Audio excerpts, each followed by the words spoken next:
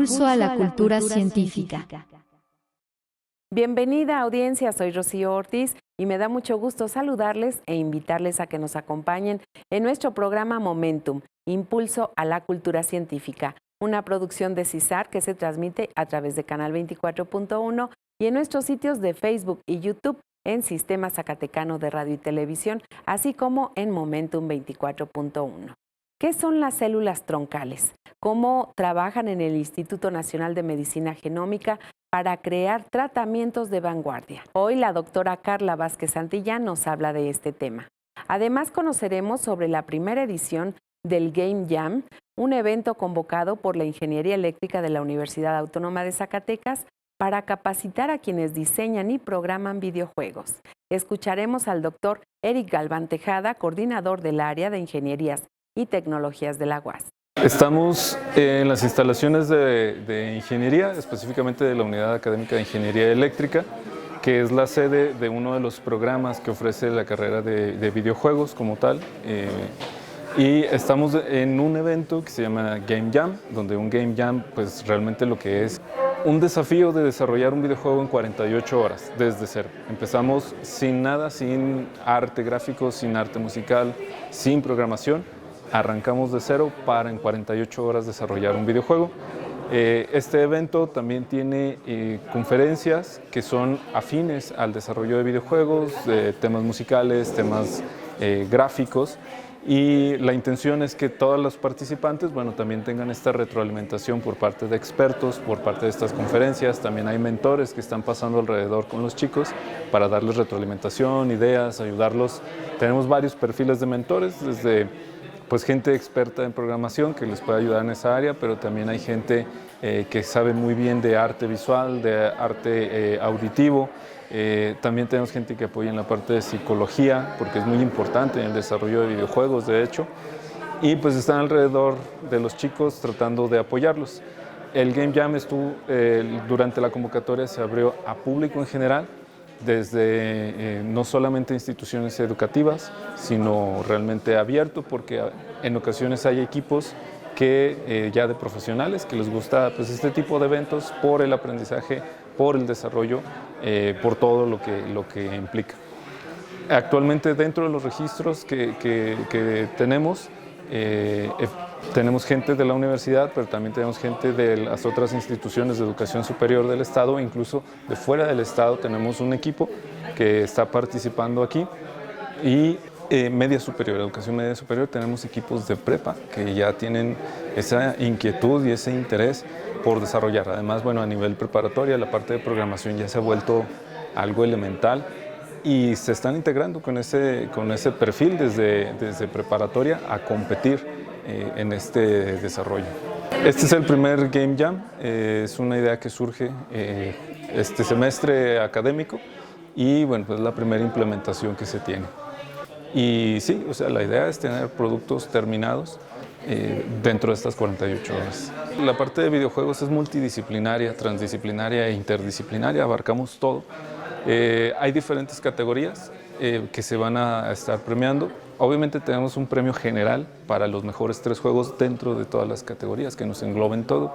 Esto es primer, segundo y tercer lugar del mejor videojuego, pero dentro de esas características, bueno, parte muy importante de los juegos es el arte, que sea un arte original, quien esté trabajando con arte propio, porque bueno, finalmente se pueden extraer lo que se llaman assets gratuitos, pero quien trabaje en un arte propio, que tenga una buena cámara, etcétera, hay una subcategoría donde se premiará esto, hay otra subcategoría donde se va a premiar la parte narrativa, porque yo lo mencionaba en la inauguración, un videojuego también es contar una buena historia. Y de hecho, tal cual así es una historia normalmente en 3 actos, como cualquier historia clásica. También se va a premiar esta parte narrativa, también la parte auditiva, que es muy importante. Justo tenemos una conferencia sobre ese tópico en particular. Y también vamos a tener la categoría general, que es la que vamos a premiar. Entonces hay varias subcategorías donde se van a estar dando menciones honoríficas y la premiación general, que es el que engloba todo. Uno de los expertos en ofrecer conferencias en este Game Jam fue el doctor José Luis Esteban Cortés Sánchez, compositor musical y director de cine. Él habló sobre la musicalización del cine y los videojuegos. Es un recorrido a través de la historia de la música para cine y videojuegos. Desde los inicios, de hecho yo empiezo con algo un poquito de ópera, que es cuando la música se empezó a integrar con las cuestiones visuales. Seguimos adelante hasta cuando llegaron las primeras computadoras, la primera vez que la música se integró al film, como ya bien dicho. Y después, cómo los videojuegos alcanzaron eso, cómo empezaron a tener narrativas cada vez más complejas y cómo la tecnología permitió al final hacer una suerte de música dinámica, de cómo el jugador se puede integrar con la historia, viviéndola, porque uno vive el videojuego varias veces, ¿no? O sea, hay gente que se pasa 10 horas sentado jugando y es cómo hacer que esta música funcione para que no sea aburrida y logre siempre transmitir las mismas emociones, en el caso de los videojuegos. Esta plática es parte del Game Jam de la Universidad Autónoma de Zacatecas. En la semana hay varios conferencistas, hay muchos bastante interesantes. Y es parte, bueno, ahorita estamos en la unidad de ingeniería del campus siglo XXI. Ahorita en los tiempos que estamos viviendo, a las personas que creamos, a las personas creativas, ya se nos pide que tenga una suerte de paquete completo. Lo podemos ver en cuestiones que a lo mejor parece que no tienen nada que ver, como por ejemplo el TikTok o Instagram, donde las mismas personas, sobre todo las personas más jóvenes, empiezan a hacer esto de editar sus propios reels, ponerles música, que al final muchos ya lo toman como una cuestión mercadológica, ¿no?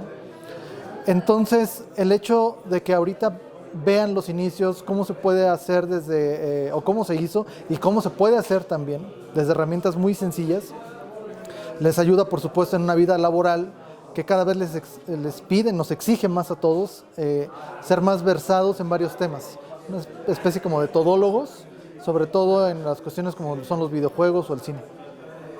Bueno, yo estudié composición en San Luis Potosí con el maestro Jorge Martínez Zapata, dirección orquestal, sigo estudiando eso con el maestro Jörg Pierhans en Viena, y fue la curiosidad por saber cómo funcionaba la música en el cine lo que me llevó a conectar estos dos puntos.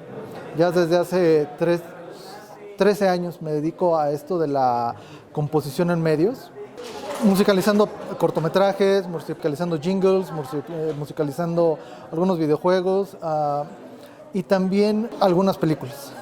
Estudien mucho, esto es de estudio, sobre todo en la cuestión de la música como tal. Digo, ustedes en Zacatecas tienen una escuela con mucha reputación. Saben que esto es una cuestión es una carrera de desgaste, pero cuando uno ama ese tipo de cosas, pues uno se levanta a estudiar, ¿no? Se levanta uno estudiando y se va a dormir uno estudiando. Felicitamos a los ganadores de este concurso, quienes durante 48 horas realizaron un producto de principio a fin. A continuación, los invitamos a escuchar a la doctora Carla Vázquez Santillán, investigadora de Ciencias Básicas en el INMEGEN, con una ilustrativa participación sobre células troncales. Yo les voy a platicar acerca de las células troncales, las cuales son enemigas del cáncer. Bueno, este proyecto que les voy a platicar trata acerca de eliminar y de probar estrategias para eliminar a unas células que están en los tumores y que son importantes porque son las responsables de que el tumor siga creciendo, de que se disemine a través de otros tipos de órganos o tejidos, o incluso de que el cáncer regrese. Es decir, todos hemos conocido, o la mayoría de nosotros, a una persona que tiene cáncer, se cura, pero que eventualmente en unos años vuelve a desarrollar un nuevo tumor. Estas células son llamadas células troncales tumorales, que se denominan así porque comparten ciertas características con las células troncales normales, que coloquialmente las conocemos como células madre, y que sabemos que están en varias partes, por ejemplo, en etapas tempranas del desarrollo embrionario o incluso en tejido adulto. Estas son muy famosas puesto que pueden generar a todos los tipos de células en un organismo. Por ejemplo, células del páncreas, del riñón, del estómago. Es maravilloso porque a través de estas células troncales se forman células totalmente especializadas que cumplen funciones específicas en el cuerpo, como por ejemplo las neuronas que transmiten información a través de impulsos eléctricos o células sanguíneas que llevan oxígeno a la sangre o incluso células musculares que hacen la contracción muscular. Entonces, en cáncer, estas células que se han denominado así porque comparten algunas características, dos principalmente, estas células, al igual que las normales, pueden autorrenovarse, es decir, pueden formar las mismas copias de ellas mismas, con las mismas características, o también pueden formar a la gran diversidad de células que hay en un tumor. Entonces, nosotros, para tratar de entender esto, podemos verlo como si fuera una colonia de hormigas, en donde hay una hormiga reina, que es la que vive mucho tiempo y que es la que da lugar a todas las demás hormigas en una colonia, y las hormigas obreras que están ahí y que tienen funciones específicas, pero que no pueden formar otras hormigas reinas, por ejemplo. Entonces, nos interesa mucho este tema porque en la medicina estas células son muy importantes, puesto que cuando una paciente o un paciente llega, es diagnosticado y se le trata con los esquemas terapéuticos actuales, como son la quimio o radioterapia, estas son capaces de eliminar a todas las células o a la mayor parte de las células en un tumor, pero no pueden eliminar a estas células troncales cancerosas. Entonces, estas tienen mecanismos que les permitan asegurar su supervivencia y, como les mencionaba, pues son responsables principalmente de las recurrencias, es decir, de que el cáncer regresa a los pacientes una vez que están, pues digámoslo así, curados, ¿no? Entonces, es muy importante el tratar de desarrollar estas estrategias y probar nuevas que nos permitan no solamente eliminar a las células en un tumor, sino que también eliminemos a las células tumorales troncales, que en este caso de la colonia sería que si no eliminamos a la hormiga reina, pues la colonia no va a desaparecer. Entonces, más o menos es esta analogía para que podamos como que verlo de una manera más sencilla. Y bueno, hay estrategias que se han planteado actualmente para tratar de eliminar a estas células, porque déjenme decirles que para la mayoría de los tumores sólidos no existen estrategias contra esta fracción de células en un tumor, que son las células troncales. Entonces, en el laboratorio, nosotros, dada esta problemática, hemos tratado de buscar estrategias que permitan eliminarlas. Y bueno, el desarrollo de nuevos fármacos siempre es algo muy complejo, algo que tarda muchos años, porque para probar un fármaco primero se tiene que probar en animales, tiene que pasar las fases preclínicas para ver que no es tóxico en estos animales, y después tienen que pasar por unas fases clínicas uno, 2, 3 y 4 que llevan varios años, llevan muchísimo tiempo para que pueda salir al mercado un fármaco. Entonces, para ahorrarnos como ese paso que puede tardar entre unos 10, 20 años, existe la idea del reposicionamiento farmacéutico, es decir, de ocupar fármacos que ya se ocupan para otra cosa y ahora acoplarlos para un nuevo problema. Tal es el caso de un fármaco que les voy a contar, es conocido como denosumab. Este fármaco se usa en osteoporosis, es decir, se usa para frenar el desgaste óseo que ocurre en los pacientes. Entonces, nosotros hemos visto en el laboratorio la molécula a la cual está dirigida este fármaco también es muy importante en cáncer y también es muy importante para que las células troncales tumorales, que son como esa hormiga reina, sigan viviendo, sigan duplicándose y sigan formando otras hormigas en la colonia, otras células en el tumor.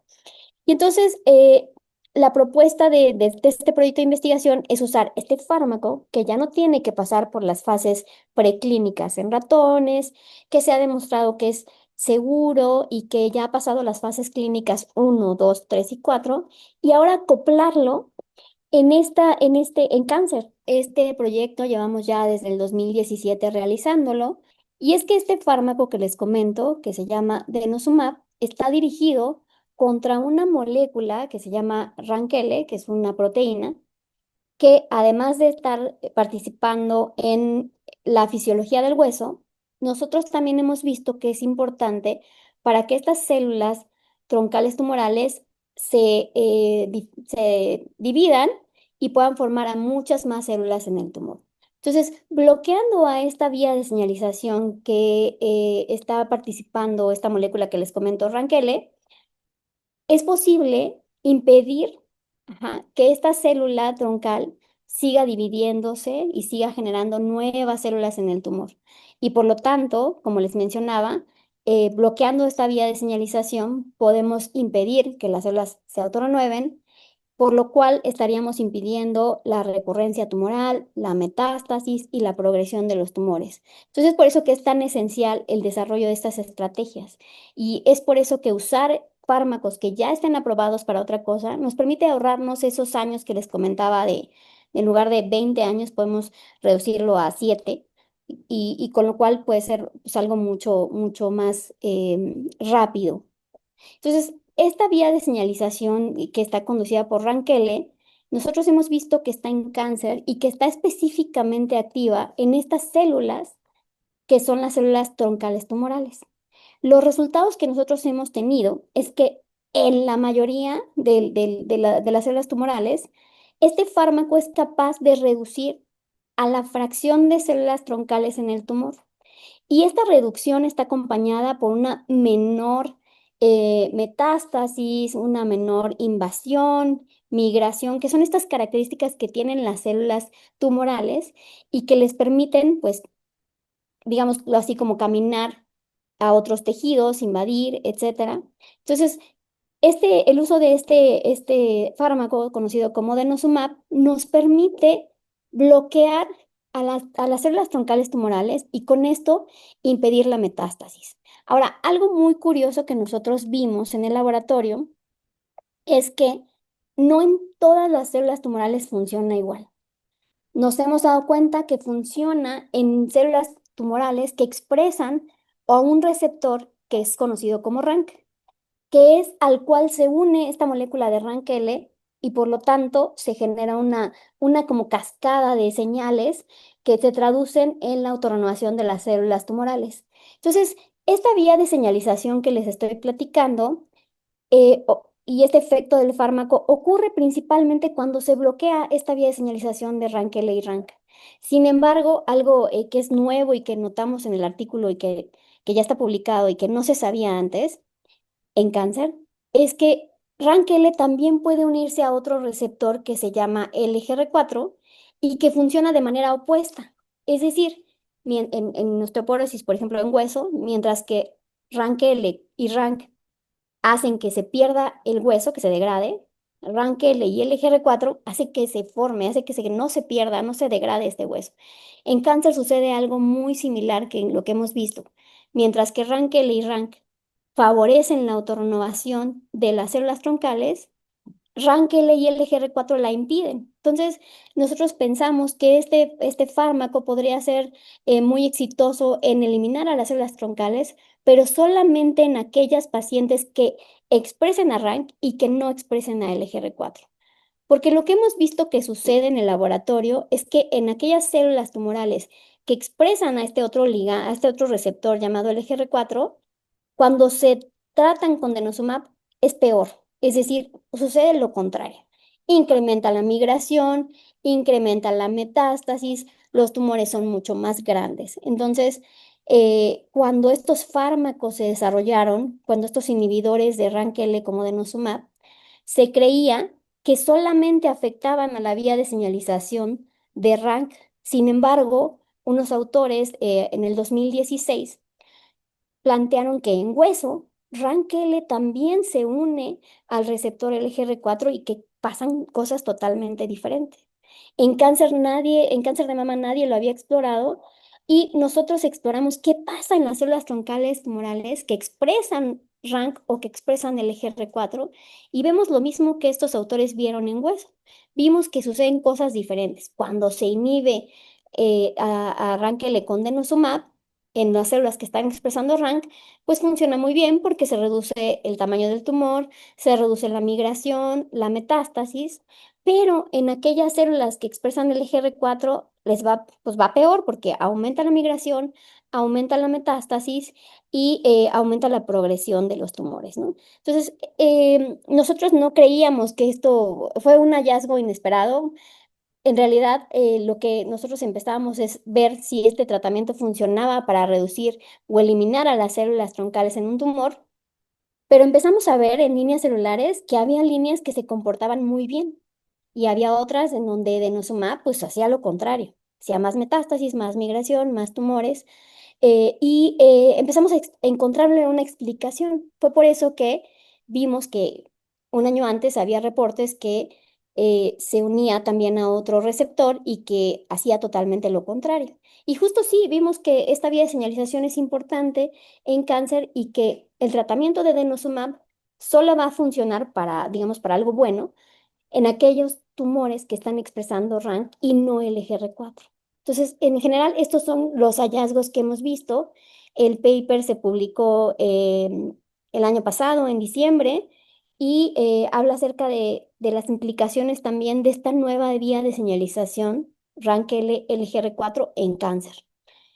Para el desarrollo de este proyecto, pues realizamos ensayos en el laboratorio, in vitro, con líneas celulares, y también usamos modelos preclínicos en modelos animales como el pez cebra, que nos permiten de manera muy rápida ver el crecimiento del tumor, porque estos peces no tienen sistema inmune, estos embriones del pez aún no desarrollan el sistema inmune y es posible que nosotros podamos inyectar estas células en el vitelo de los peces y ver cómo es el desarrollo tumoral de manera muy rápida. Por ejemplo, en un ratón, el desarrollo tumoral pues, puede ser en un mes, 2 meses, 3 meses, dependiendo, pero en los peces sucede esto en 5 o 7 días. Entonces podemos monitorear de manera muy fácil y muy rápido el desarrollo de los tumores y cómo el fármaco puede afectar a el crecimiento tumoral, la migración y la metástasis. Porque otra ventaja de este modelo